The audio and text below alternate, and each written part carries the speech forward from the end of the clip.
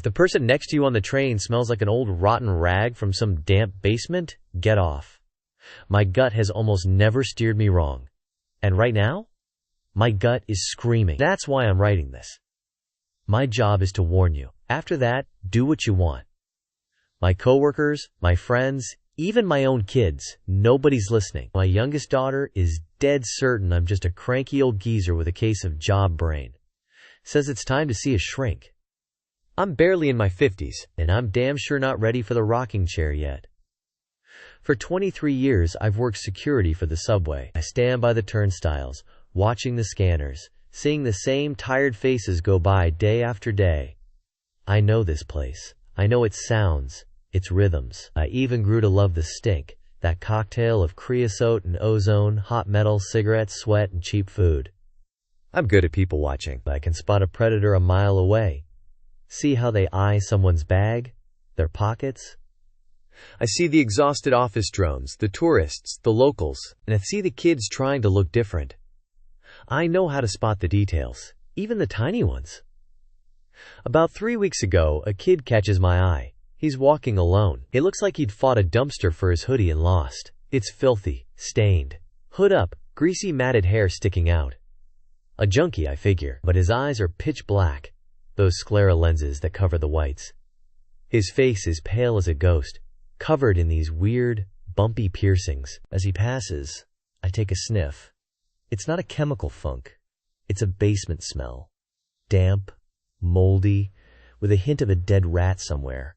Pure rot.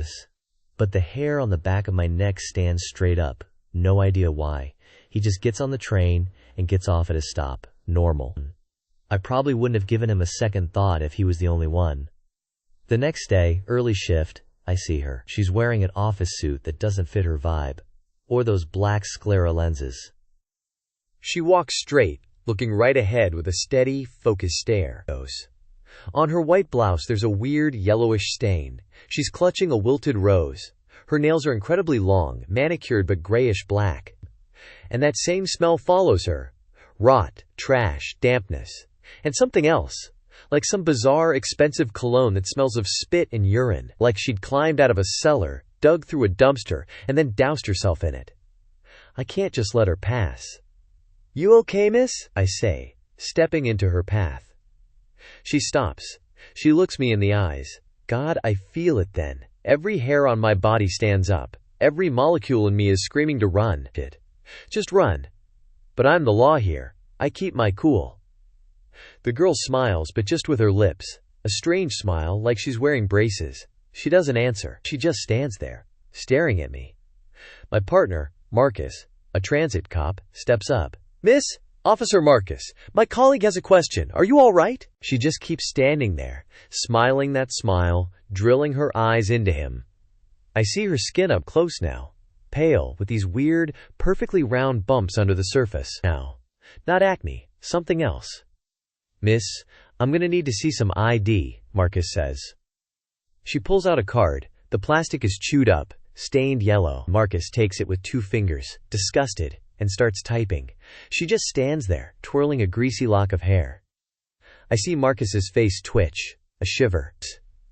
"Seems everything's in order, miss. Sorry for the trouble. Have a good day." She takes her card back and walks toward the escalator. I feel sorry for her, thinking she's just some kid in a bad spot. I think that right up until she stops. She looks back at me one more time before vanishing into the crowd, and she gives me this wide, wide smile. Those weren't braces. Not braces. It was several rows of sharp teeth, like a shark's, sticking out like jagged cliffs. I think I've lost my mind. But Marcus saw it too. He's standing there, pale as a sheet. He tells me the ID checked out, but he felt it too. That overwhelming urge to drop everything and run. Marcus didn't show up for work after that. Then it gets worse. The next day, I see 2 more of them. One's in a heavy winter parka, even though it's spring. The other is dressed like a food delivery courier, but he's carrying a small metal lunchbox. The only things they have in common are the black eyes, the nails, the pale skin with the bumps, and that smell. We only stop the courier because I insist. The duty cop doesn't care. It's just the fashion these days, he says. The other guys on shift look at me like I'm a moron. Yeah, a trend. The guy with the lunchbox? There was a raw chicken leg in there. I start calling them basementers because of the paleness and the stink. There are more of them every day. Groups of them now. They always walk with purpose, always carrying something weird. And that horrible feeling is driving me crazy. Run! Run! I take sick leave. I call my kids. Tell them everything. They think I need to get my head examined.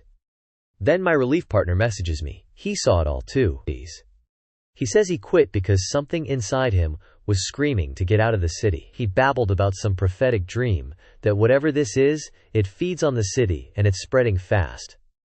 I decide we're both crazy, but I go to a shrink anyway. On the way there, I see maybe 20 of those basementers in the crowd. I accidentally lock eyes with one of them. He stops, puts a clawed finger to his lips in a shush gesture, and smiles with that jackal's mouth of his. And then I see what he's holding. I run. I make it to the doctor, who prescribes me sedatives. He says he sees them too, the weird kids with the weird fashion. Says it's nothing to worry about. There's no point in going to the cops. My instincts are screaming that I need to leave now. Time's running out. My bags are packed. I'm catching the first bus out of here. I suggest you do the same. Or at least, take a good look at the people around you. Look closer. Take a sniff. See what they've got in their hands. Like that guy in the crowd. In his thin palm, with those long, black, sharp fingertips, he was holding an old Polaroid, the one that went missing from my uniform pocket a couple of days ago.